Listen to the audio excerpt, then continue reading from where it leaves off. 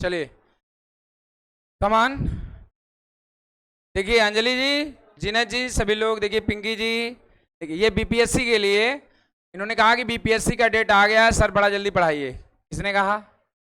हाँ, तो आप लोगों के लिए कि बीपीएससी की डेट आ गया तो जल्दी जल्दी आप इसको भी कवर कर देते हैं। मात्र 30 सेकंड के अंदर हम सब बता देंगे, फिर इसके बाद डिटेल पढ़ाएंगे। 30 सेकंड के अंदर हम सब क्या कर देंगे, आपको बता देंगे। इसके बाद डिटेल के बारे में फिर इस चूंकि एक एक ग्रहों पे कम से कम आपके 10-10-20-20 क्वेश्चन है, ठीक है। लेकिन हम जो 60 में बता रहे हैं, 60 मतलब जो क्वेश्चन आते हैं वो यहीं से। जैसे देखो, अब देखो, खुली आंख से दिखाई देने वाला अंतिम ग्रह कौन है? शनि है। खुली आंख से मतलब क्या हुआ कि आप इसके बाद के जितने ग्रह दिखेंगे वो दूरबीन से देखेंगे। कैसे देखेंगे? दूरबीन से देखेंगे। खुली आंख से दिखाई देने वाला शनि ग्रह है। छल्लों वाला ग्रह 100% पूछेगा। छल्लों वाले ग्रह दो हैं, एक है शनि और एक है अरुण। शनि में भी छल्ले होते हैं, आप देखें छल्ले ऐसे ऐसे घूमते हैं। यही कारण है शनि को संदर का देवता कहा जाता है। इन्हीं छल्लों के छल्ले क्या है? शुक्र वलय है। क्या है? शुक्र वलय। इनको शुक्र वलय कहा जाता है। ऐसी पुंज है, शुक्र वलय होता है। इनकी संख्या 7 होती है।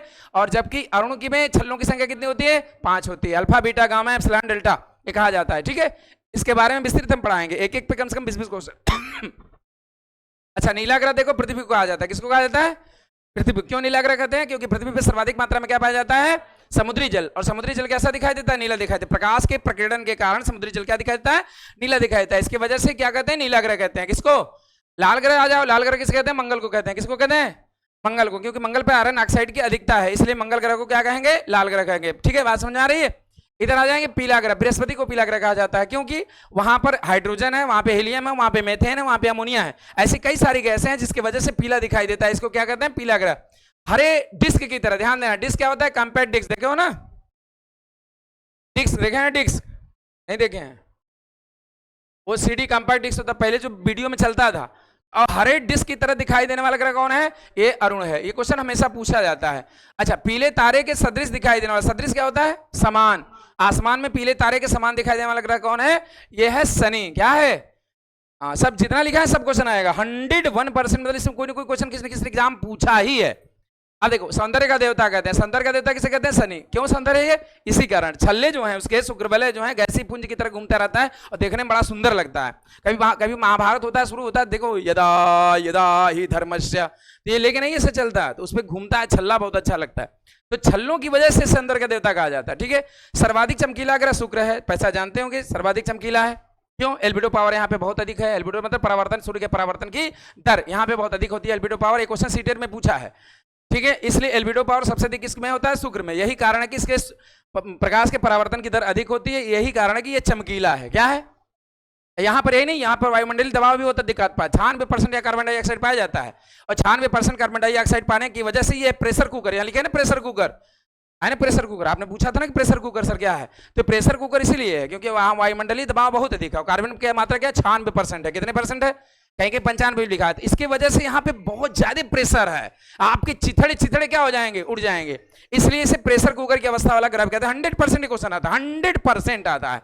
अच्छा, यहाँ पे आओ, दूरबीन से देखने पर हरे रंग का दिखाई देने वाला, देखो हरे डिस्क की तरह यह दिखाई देता है। और हरे रंग का दिखाई देने वाला ग्रह कौन है? वरुण है। कौन है? वरुण। इससे ठंडा ग्रह भी क्या होता है? -228 डिग्री सेंटीग्रेड तापमान है। कितना है? -228 डिग्री सेंटीग्रेड तापमान है, इसलिए वरुण को ठंडा ग्रह भी माना जाता है, ठीक है। और जबकि कुछ लोग अरुण को कहते हैं, जबकि अरुण का तापमान है -218 डिग्री सेंटीग्रेड। कितना है? हाँ, इसलिए, ठीक है। अच्छा, आगे आ जाओ। आयतन और आकृति में समान ग्रह, आयतन और आकृति में समान ग्रह किसके समान है? यानी किसके समान? पृथ्वी के समान। आयरन इधर लिखना चाहिए पृथ्वी के, किसके? यानी आयतन और आकृति में पृथ्वी के समान ग्रह कौन है? शुक्र है। शुक्र, इसीलिए शुक्र को जुड़वा बहन भी कहते हैं, पृथ्वी की भगनी ग्रह भी कहते हैं। क्या कहते हैं? हाँ, पृथ्वी की भगनी ग्रह और जुड़वा बहन भी कहा जाता है। इसी वजह से पृथ्वी की, देखो लिखा, पृथ्वी की भगनी ग्रह और पृथ्वी की जुड़वा बहन भी कहा जाता है। क्यों? क्योंकि शुक्र आयतन और आकृति में किसके समान है? पृथ्वी के समान है, इसलिए होता है, ठीक है। आगे आ जाओ। सर्वाधिक ठंडा ग्रह मैंने बताया वरुण। कितना तापमान है? सूर्य से काफी दूरी पर होता है वरुण, ठीक है। वरुण से कई सारे क्वेश्चन आते हैं। सल विलियम हर्शल ने इसकी खोज किया था, सब आपको बताया जाएगा आगे। सर्वाधिक गर्म ग्रह आपको बताया कौन गर्म ग्रह है? शुक्र है। कुछ लोग कहते हैं कि बुध गर्म है, जबकि बुध करीब होने के बावजूद भी गर्म नहीं है। क्यों? क्योंकि बुध की रातें क्या है? बर्फीली हैं। क्या है? दिन सर्वाधिक क्या है? गर्म है। दिन का तापमान 375 डिग्री सेंटीग्रेड हो जाता है, जबकि रात का तापमान 175 डिग्री माइनस में चला जाता है। इसलिए वहां पर सर्वाधिक तापांतर है। क्या दिखा तो है?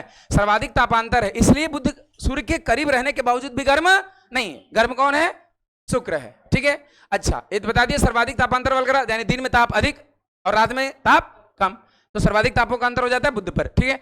एल्बिडो पावर वाला मैंने बताया सूर्य के परावर्तन, सूर्य का प्रकाश आता है उसके परावर्तन की दर एल्बिडो पावर वो चमकीला बनाती है, इसलिए उसको सर्वाधिक एल्बिडो पावर। ये भी क्वेश्चन हजारों बार पूछा कि एल्बिडो पावर किस में पाया जाता है, किस में पाया जाता है, शुक्र में, इसलिए आता है भोर का तारा, इसे क्या कहते हैं, मॉर्निंग स्टार या शुक्र कहते हैं, मॉर्निंग सुबह चमकता है, देखिए।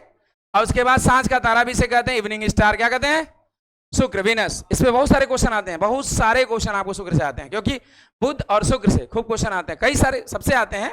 अच्छा वर्ष में 3 बार दिखाई देने वाला ग्रह कौन है, बुध। इस साल में सिर्फ 3 बार दिखाई देता है, 116 दिनों के अंतर पर, कितने 116 दिनों के अंतर पर दिखा, सूर्योदय के पहले दिखाई देता है, सूर्यास्त के बाद दिखाई, जब भी दिखाई देगा, ठीक है। इसीलिए जो सुबह दिखाई देता है उसे अपोलो कहते हैं, क्या कहते हैं, और जो शाम को दिखाई देता है उसे मरकरी कहते हैं, क्या कहते हैं।